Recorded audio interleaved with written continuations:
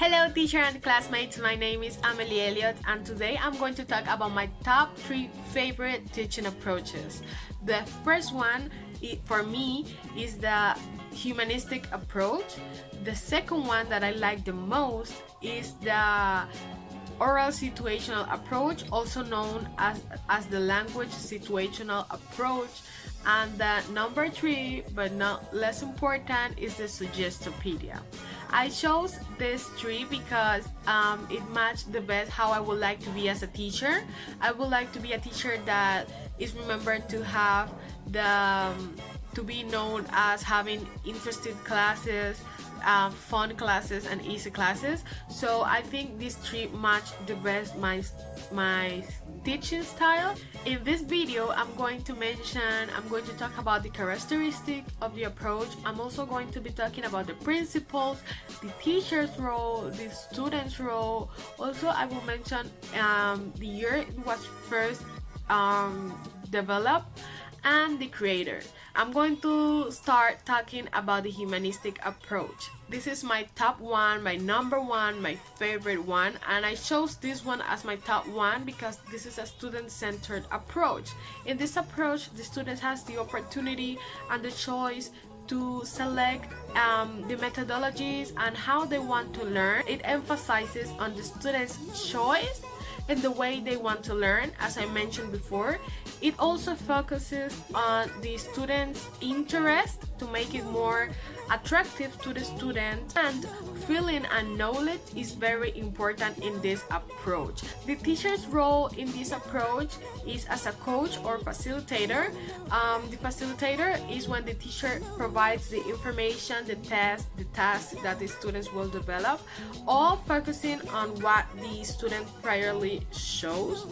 Also, the teacher can work as an assistant. In this case, the teacher will just be like ready to assist if the student has any question or any doubt. Student role. The student has the power to decide by which methodology, this means the way they want to learn, and the material they want to learn. The benefit I get from this teaching approach is that the students, at the same time that they are learning, they're going to be taking responsibility. They're going to be learning about responsibility because they have the choice of how they want to learn.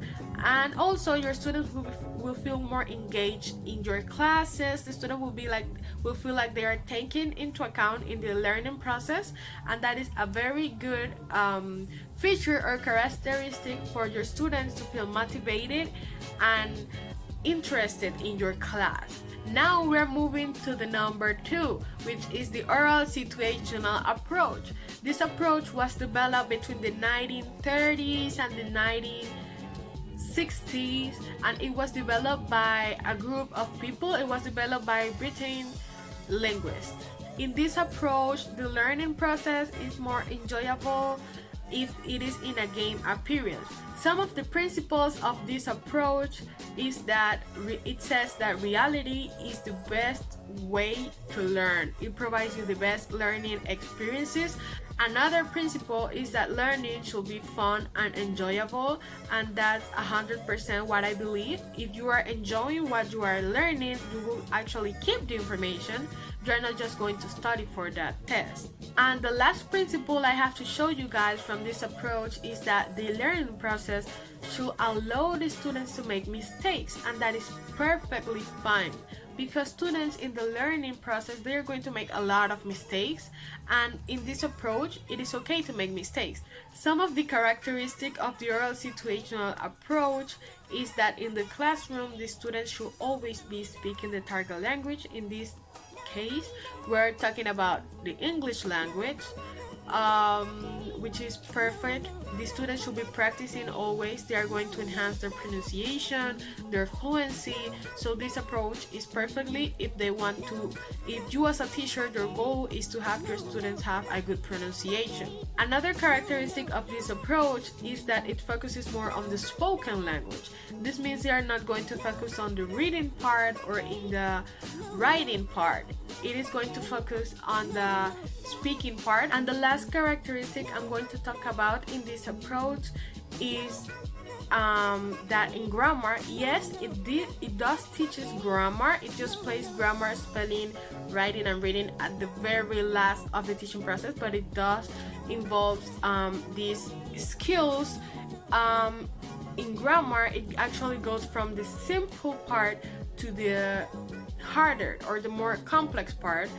Now we're moving to the teacher's role. In this approach, the student serves as a model, which I absolutely love, because the teacher is the one that has the information. The teacher is the one that is already experienced with the language in this case. And the teacher can be able to help the student. The teacher can be able to correct the student if they make any mistakes. Now we're moving on to the number 3, which is suggestopedia. Not because it is in the top 3 or in the bottom of my list, it means I don't like it at all. I do like it, that's why I chose it to be in the top 3, but I find the 2 previous one more complete and perfect for my desire as a teacher. The suggestopedia was created by Georgi Lasanov in the 1970s. This is a very recent approach, and I think it is a very interesting and good approach for the students nowadays. What Suggestopedia wants, this is one of the reasons why I chose Suggestopedia to be in my top 3, is that Suggestopedia tries to make learning not stressful at all for the students and not tiring. It tries to make it very relaxed and calm for the students. Suggestopedia tries to make learning easy and fun for the students. Some features or things that you can do in a Suggestopedia class is that you can apply classic music to your students to make them feel relaxed and calm when they are working, and also try to make a positive environment in your classroom, very relaxing for everybody, that everybody's happy with everybody. Like, always try to have that positive environment in your classroom, because if you are trying to use the Suggestopedia method or approach, it will help you a lot.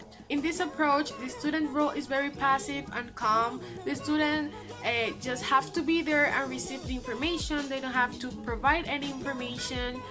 They can give suggestions, but they are not as involved in the preparation of the class as in other methods. And on the other hand, the teacher's role is the more, let's call it, complicated one, because the teacher is the one that has to provide everything to the student.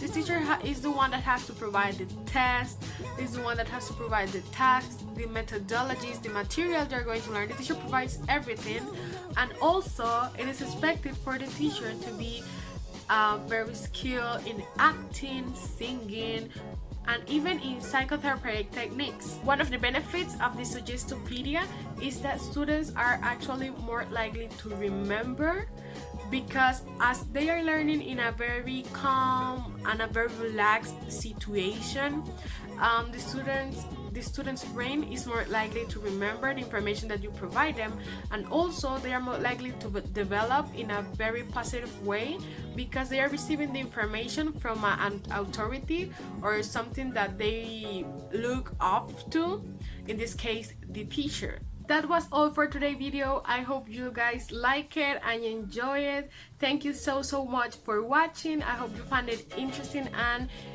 informative. Thank you so much. Bye.